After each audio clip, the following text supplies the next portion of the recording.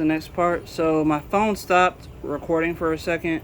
I was able to get the cover off. It was a pain in the ass to do because the cover has this metal attachment on the bottom of it that was holding it in place, and it's all the way down here, I believe, inside this spot.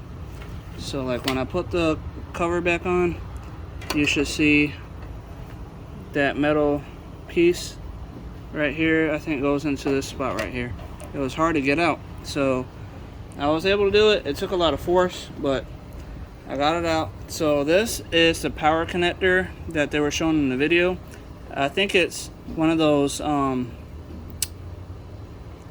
of the RC car connectors. I forget. I think it's like TXT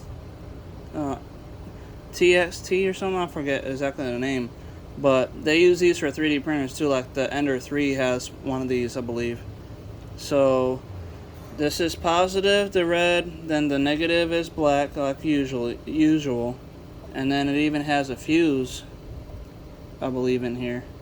So all I gotta do is take this off, and now it's starting to rain, which kind of sucks, but so I'm gonna take this attachment off and then use my multimeter that I have sitting right here. All I do is turn it on. This is the one I bought from Amazon about 2 years ago. So all I do is just turn it on and get it over to the voltage side. So I'm gonna go to that 20 volt right here. That line with the three dots on the bottom here, that is for DC voltage. This up here is AC, which is for like house power.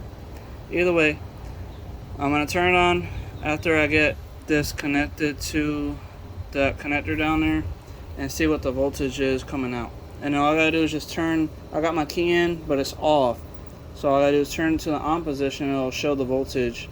And then we can even check out the fuse. I believe this is a fuse box or a fuse connector that goes to the power positive. So I will check that out after I get done testing out the voltage. So I'm gonna pause the video and then we'll start the next part. Hold on.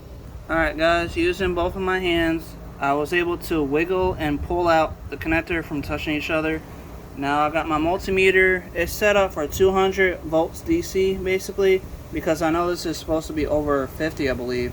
I mean, this one does 20, so I may be able to get it to the 20 area just to show double digits, because I know that this should do like 54 volts if I'm not mistaken, or at least a little over 54.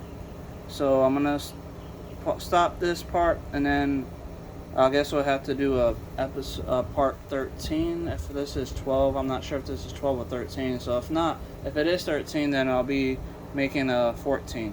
Either way, I'll see you guys next time. Goodbye.